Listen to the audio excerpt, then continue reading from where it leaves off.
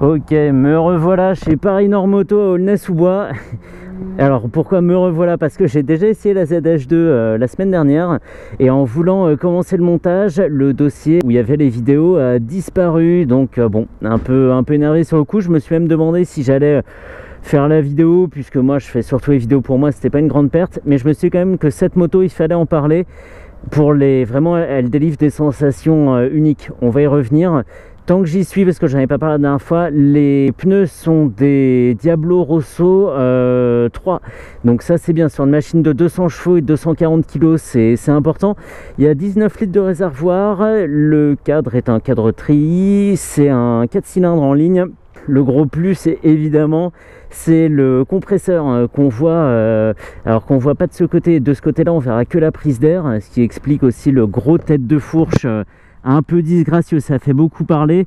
Donc ici, là-dedans, là, c'est vraiment une prise d'air fonctionnelle qui force l'air dans le compresseur. Et de l'autre côté, forcément, ils étaient obligés de faire le symétrique, sinon ça aurait été une moto un peu étrange. Donc ici, au lieu d'avoir une grille, on a un plastique plein et ça fait ce gros morceau balèze.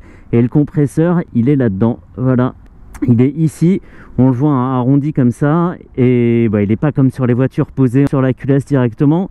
240 kg, ça paraît beaucoup, mais en fait, ça se gère facilement. Ça, je le sais, puisque j'avais fait un petit peu plus de 60 bornes avec, hein, donc on retrouve l'afficheur TFT des autres Kawa, mais un petit peu plus fourni.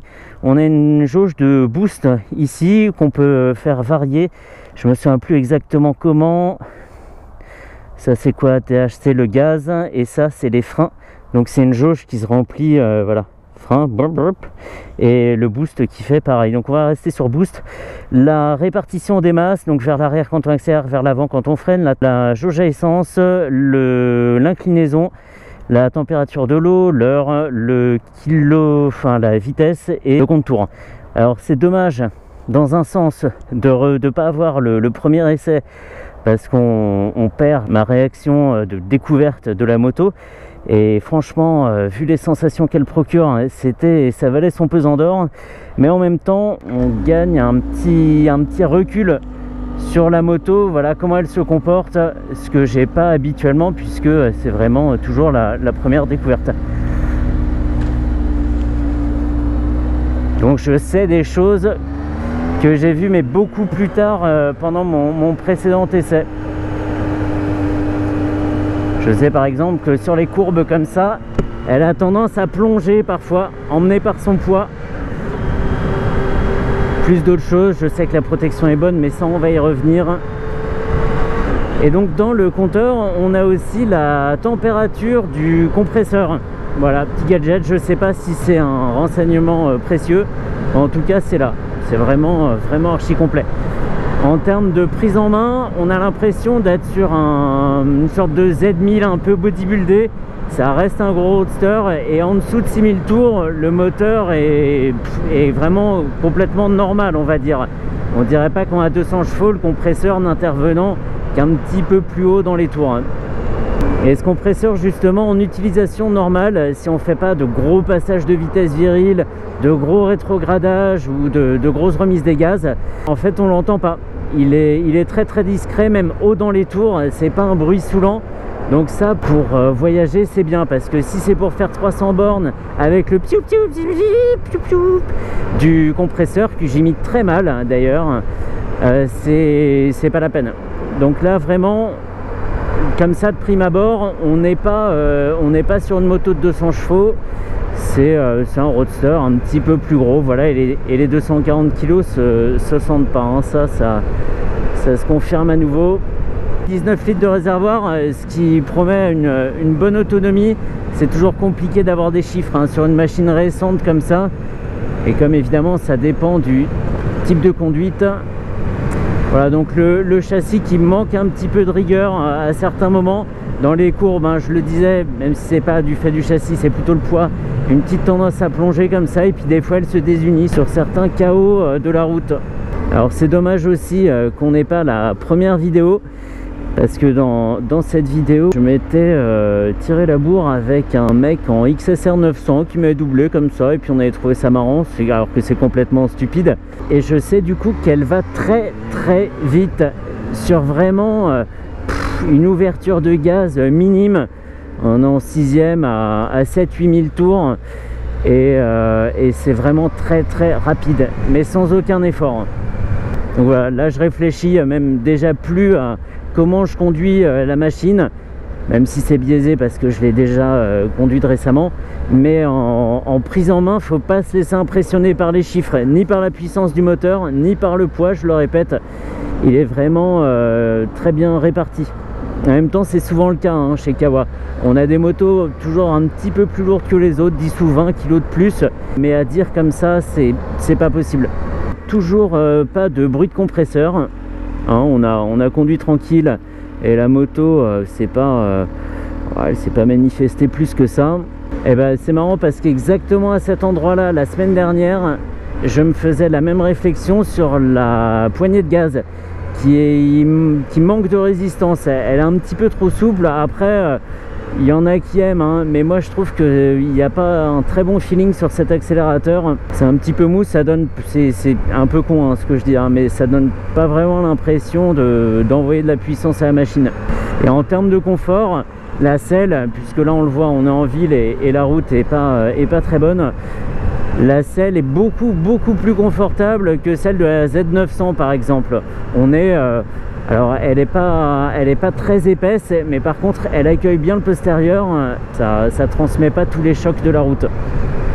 C'est important de le signaler puisque par exemple la Z900 qui coûte quand même moins cher, celle-ci est à 17 000 €, la ZH2 le prix d'entrée. La Z900 qui coûte moins cher est beaucoup moins confortable pour rouler. Donc il y a le shifter hein, up and down de série, il n'y a pas à le déverrouiller avec un code secret sur la mallette comme chez KTM. Il est là et on l'a direct. Alors c'est pas la plus folle sur le changement d'angle, c'est pas celle qui incitera le plus à la déconne, mais elle a ça, elle a ce compresseur pour elle. Et ça franchement ça fait bien le job. Il y a des petits bruits, il y a un petit bruit à la coupure du gaz, mais sans que ça soit saoulant. C'est un bruit de moteur en plus, mais c'est pas envahissant quoi, ça prend pas le dessus surtout. C'est largement vivable.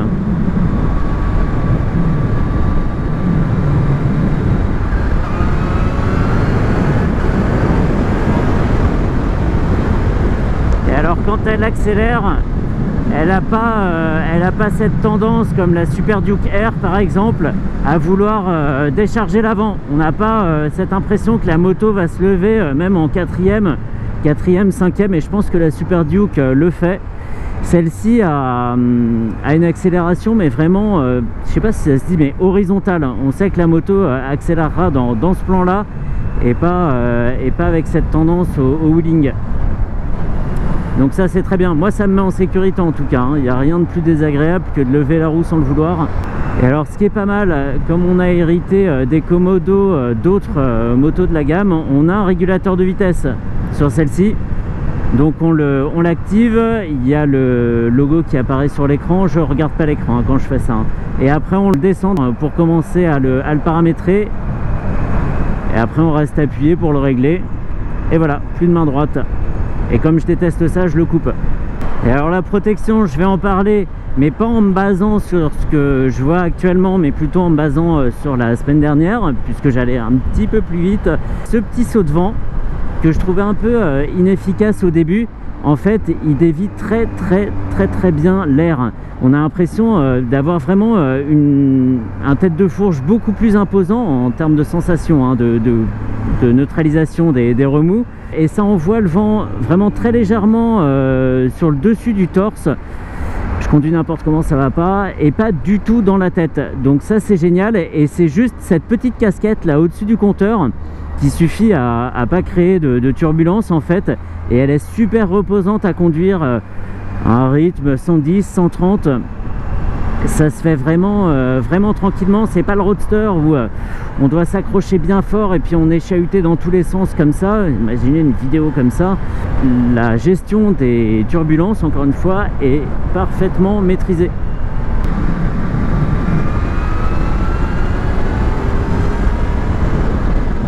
C'est ça. J'ai regardé le compteur, hein, là précisément. On est à 6500 tours quand le compresseur commence vraiment à se faire remarquer. Et c'est comme s'il y avait un gros train de marchandises qui était venu s'appuyer sur le derrière de la moto et il nous poussait vraiment très fort. L'impression d'avoir vraiment un deuxième moteur qui entre en jeu. Personnellement, hein, moi je ne l'ai jamais vu à ce point sur une autre moto. Que la puissance arrive d'un coup, c'est une chose.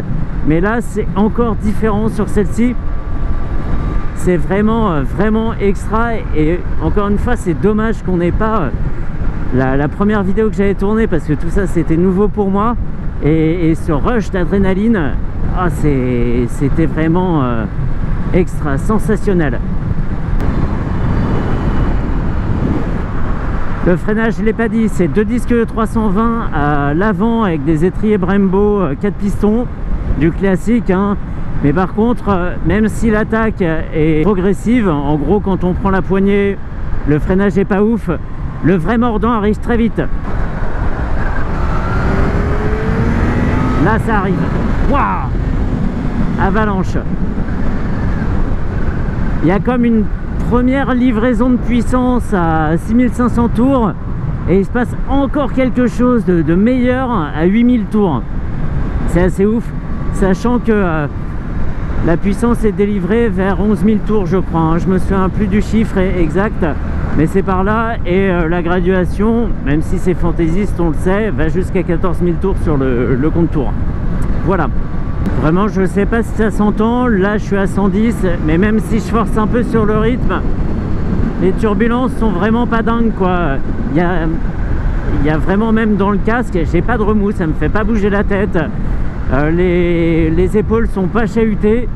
Pour une moto avec, entre guillemets, si peu de protection, parce que c'est un roadster, c'est vraiment notable. Et la protection aux jambes aussi est excellente, même si les genoux sont pas mal écartés de part et d'autre du réservoir, qui est assez imposant, hein, faut le dire. La protection aux genoux est très très bonne. Et le dessus des cuisses aussi. Allez, on va sur une petite partie, sur une petite route de forêt sympa. Pour la conclusion, hein, évidemment, je suis pas la meilleure personne pour juger d'une moto aux performances hallucinantes comme celle-ci. Par contre, ce que je peux dire, c'est pas celle qu'on sent la plus sportive, c'est pas celle qui incite le plus à la déconne. C'est pas une moto qui demande à aller très vite tout le temps comme peut l'être la Super Duke ou la Street Fighter. Par contre, là où elle est très intéressante, c'est la façon dont est délivrée la puissance en 2 temps vraiment, hein. Il y a, même en 3 temps je dirais. Il y a ce comportement normal, hein, de gros Z1000 on va dire jusqu'à 6000, 6500 tours. Là il se passe déjà un premier coup et après 8000, là on entre vraiment dans un monde jamais vu encore. C'est assez dingue. Non, je vais pas par là moi. Comme je le disais plus tôt, hein, c'est quelque chose que j'ai personnellement jamais vu sur aucune autre moto. Cette façon dont la puissance arrive, et tout ça en toute sécurité. On sent pas la moto devenir complètement incontrôlable. On est bien positionné, bien à l'abri. On peut vraiment envoyer. On sait qu'elle nous prendra pas par surprise. Le freinage est excellent, mais ça c'est habituel chez Kawa. Et il y a ce qui reste aussi comme deuxième inconvénient, on va dire, même si ça c'est vraiment qu'une question de goût, c'est son physique qui est un peu compliqué. Il y a des raisons techniques, hein, à ce gros tête de fourche disgracieux, mais voilà, bon, une fois dessus on s'en rendra plus compte, hein. Ça redevient une moto normale, on va dire. J'ai l'impression de parler du vilain petit canard. C'est dommage, je ne sais pas si une autre solution existait. Ce sera peut-être sur un restylage de cette moto. Mais voilà, et sinon, non, super moto pour 17 000 €. Le rapport prix-prestation est vraiment super intéressant, hein. On a des solutions techniques inédites quasiment, hein. C'est vraiment un choix qui mérite d'être étudié, au moins l'essayer. Si on se pose la question d'acheter un super roadster, on va les appeler comme ça, c'est pas une option à négliger. Cette ZH2, elle a du confort, elle a vraiment une très bonne protection. On va pas appeler ça une GT non plus, mais elle en donne beaucoup pour 17 000 €. On en a vraiment pour son argent, ouais. Donc voilà, c'était aussi l'occasion pour moi de m'amuser au guidon d'une machine compressée comme ça. Le fait que ce soit pas un moteur Atmo, bah, c'est sympa en soi. Voilà, c'est quelque chose à voir. Comme on regarde ce que c'est qu'un 3 cylindres, un 4 cylindres, bah, une moto compressée, c'est quelque chose à part. Donc voilà, on peut en rester là. Je vais faire demi-tour, je vais me rentrer. Encore un grand merci à Adrien de Paris Nord Moto pour le prêt de la machine, pour les prêts de la machine, parce que bon, évidemment, il a fallu me faire partir 2 fois dessus, mais ça s'est très bien passé. C'est vraiment une excellente crèmerie. Voilà, je crois que tout est dit. J'espère vraiment pas perdre cette vidéo là, même si ça sera absolument pas un souci de l'essayer une 3e fois, cette ZH2. Voilà, parfait.